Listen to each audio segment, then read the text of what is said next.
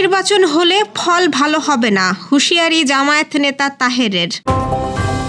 গণভোট ও জাতীয় নির্বাচন নিয়ে রিটে এক বেঞ্চে অপারগতা, অন্য বেঞ্চে জমা। শৈত্যপ্রবাহ বইছে ৪৪ জেলায়, অব্যাহত থাকার আভাস। রাজগঞ্জে ট্রান্সমিটার চুরি বেড়ে উদ্বেগ, শেষ কার্যক্রম ব্যাহত। টি-20 বিশ্বকাপ খেলতে বাংলাদেশকে ভারতেই যেতে হবে, এই দাবিকে অসত্য বলল বিসিবি।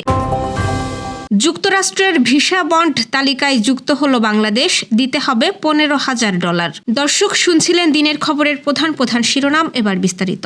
তার আগে আমাদের ইউটিউব চ্যানেল সাবস্ক্রাইব করুন এবং সব খবর পেতে ফেসবুক পেজ ফলো করে রাখার পাশাপাশি ওয়েবসাইট ভিজিট করুন। সাম্প্রতিক সময়ে প্রশাসনের পক্ষপাত দুষ্ট আচরণ সুষ্ঠু নির্বাচন নিয়ে জনমনে শঙ্কা তৈরি করেছে বলে অভিযোগ করেছেন বাংলাদেশ জামায়াতে ইসলামীর নায়েবে আমির সৈয়দ আবদুল্লাহ মোহাম্মদ তাহের।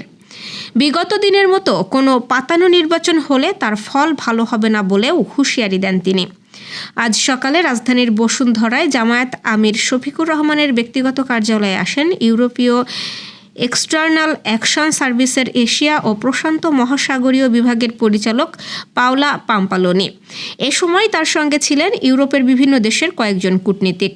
প্রায় ১.৫ ঘণ্টাব্যাপী রুদ্ধদ্বার বৈঠকে বিভিন্ন বিষয়ের সঙ্গে আলোচনায় উঠে আসে আগামী নির্বাচন ইস্যু। পরে সকাল 10:30টায় সংবাদ সম্মেলনে আসেন আলোচনায় অংশ নেয়া জামায়াত নেতারা।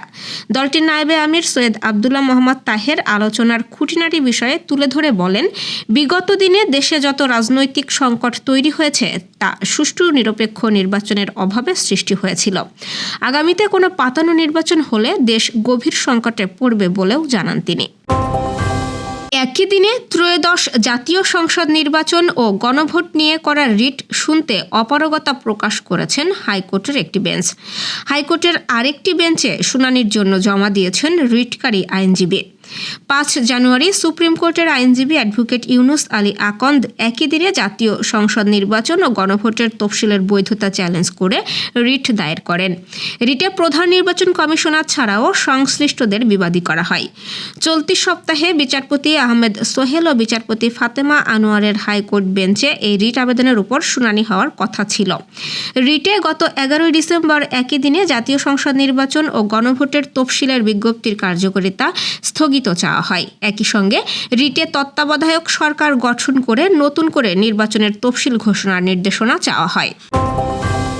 দেশের ৪৪ জেলায় শৈত্যপ্রবাহ বয়ে যাচ্ছে, যা অব্যাহত থাকতে পারে। আর প্রচণ্ড শীতের কারণে সারা দেশে মাঝারি থেকে ঘন কুয়াশা থাকতে পারে বলে জানিয়েছে বাংলাদেশ আবহাওয়া অধিদপ্তর। আবহাওয়া অফিস জানিয়েছে, টাঙ্গাইল, ফরিদপুর, মাদারীপুর, গোপালগঞ্জ, কিশোরগঞ্জ, মানিকগঞ্জ, নরসিংদী, নারায়ণগঞ্জ, নেত্রকোনা, মৌলভীবাজার, লক্ষ্মীপুর ও কুমিল্লা জেলাসহ রাজশাহী, রংপুর ও খুলনা এবং বরিশাল বিভাগের ওপর দিয়ে মৃদু থেকে মাঝারি ধরনের শৈত্যপ্রবাহ বয়ে যাচ্ছে এবং তা অব্যাহত থাকতে পারে। একই সঙ্গে আগামী ২৪ ঘণ্টায় অস্থায়ীভাবে আংশিক মেঘলা আকাশ সহ সারা দেশের আবহাওয়া শুষ্ক থাকতে পারে। এছাড়া মধ্যরাত থেকে সকাল পর্যন্ত সারা দেশে মাঝারি থেকে ঘন কুয়াশা পড়তে পারে এবং কোথাও কোথাও তা দুপুর পর্যন্ত অব্যাহত থাকতে পারে এবং সারা দেশে রাতের তাপমাত্রা প্রায় অপরিবর্তিত থাকতে পারে এবং দিনের তাপমাত্রা সামান্য বাড়তে পারে। আজ সর্বনিম্ন তাপমাত্রা রেকর্ড হয়েছে রাজশাহীর বাদলাগাছিতে ৬.৭ ডিগ্রি সেলসিয়াস। যশোরে রেকর্ড হয়েছে ৭ ডিগ্রি সেলসিয়াস তাপমাত্রা। যশোর মনিরামপুর উপজেলার রাজগঞ্জ এলাকায় বৈদ্যুতিক ট্রান্সমিটার চুরির ঘটনা আশঙ্কাজনক হারে বেড়ে চলেছে। সর্বশেষ ঝাপা ইউনিয়নের কোমলপুর জোকা মাঠ থেকে গতকাল গভীর রাতে সেচ কাজে ব্যবহৃত ২টি বৈদ্যুতিক ট্রান্সমিটার চুরি হয়েছে। এসব ট্রান্সমিটারের মাধ্যমে ওই মাঠে ধান সহ বিভিন্ন ফসলের সেচ কার্যক্রম পরিচালিত হতো। আমাদের প্রতিনিধি অমরেশ বিশ্বাস জানিয়েছেন, চুরি হওয়া ট্রান্সমিটার দুটি আবুল হোসেন, মতিয়ার রহমান ও আজিজুর রহমানের সেচ পাম্পের জন্য বরাদ্দ ছিল। বর্তমানে মাঠে চারা রোপণের প্রস্তুতি চলছে এবং এই সময় সেচের পানির চাহিদা বেশি। ঠিক এমন গুরুত্বপূর্ণ মুহূর্তে ট্রান্সমিটার চুরি হয়ে যাওয়ার সেচ কার্যক্রম পুরোপুরি বন্ধ হয়ে পড়েছে। ফলে জমি প্রস্তুত ও চারা রোপণে মারাত্মক বিলম্বের আশঙ্কা দেখা দিয়েছে।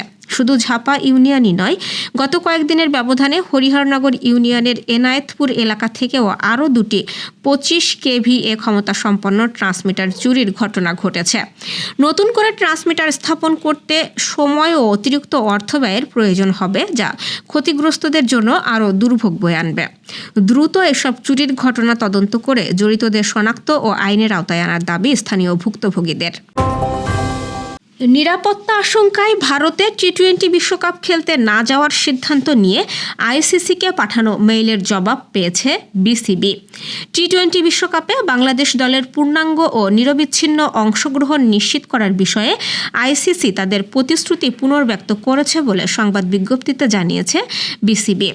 বিসিবির সংবাদ বিজ্ঞপ্তিতে বলা হয়, বিসিবির উত্থাপিত উদ্বেগগুলো সমাধানের লক্ষ্যে আইসিসি নিবিড়ভাবে কাজ করার ইচ্ছা প্রকাশ করেছে এবং আশ্বস্ত করেছে যে টুর্নামেন্টের বিস্তারিত নিরাপত্তা পরিকল্পনায় বিসিবির মতামতকে স্বাগত জানানো হবে এবং যথাযথ গুরুত্বের সঙ্গে বিবেচনা করা হবে।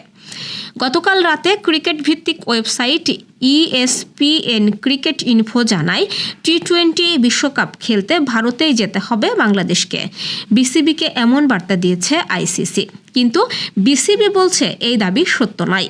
বিসিবির সংবাদ বিজ্ঞপ্তিতে বলা হয়, কিছু গণমাধ্যমে প্রচারিত প্রতিবেদনে বলা হচ্ছে বোর্ডকে এই বিষয়ে আলটিমেটাম দেওয়া হয়েছে। বিসিবি স্পষ্টভাবে জানাচ্ছে এই দাবিগুলো সম্পূর্ণ ভিত্তিহীন, বানোয়াট ও অসত্য। আইসিসি থেকে প্রাপ্ত বার্তায় বিষয়বস্তু বা ধরনের সঙ্গে এ ধরনের খবরের কোনো মিল নেই। যুক্তরাষ্ট্রের নতুন ভিসা বন্ড তালিকায় বাংলাদেশকে অন্তর্ভুক্ত করা হয়েছে। এর ফলে এখন থেকে বাংলাদেশি নাগরিকদের যুক্তরাষ্ট্র ভ্রমণের ক্ষেত্রে সর্বোচ্চ $15,000 পর্যন্ত ভিসা বন্ড বা জমানত জমা দিতে হতে পারে। এর ফলে এখন থেকে বাংলাদেশি নাগরিকদের যুক্তরাষ্ট্র ভ্রমণের ক্ষেত্রে সর্বোচ্চ $15,000 পর্যন্ত ভিসা বন্ড বা জামানত জমা দিতে হতে পারে। মার্কিন পররাষ্ট্র দপ্তর 6 জানুয়ারি ভিসা বন্ডের আওতাভুক্ত দেশগুলোর হালনাগাদ তালিকা প্রকাশ করে। নতুন তালিকায় বাংলাদেশ সহ মোট 38টি দেশ রয়েছে।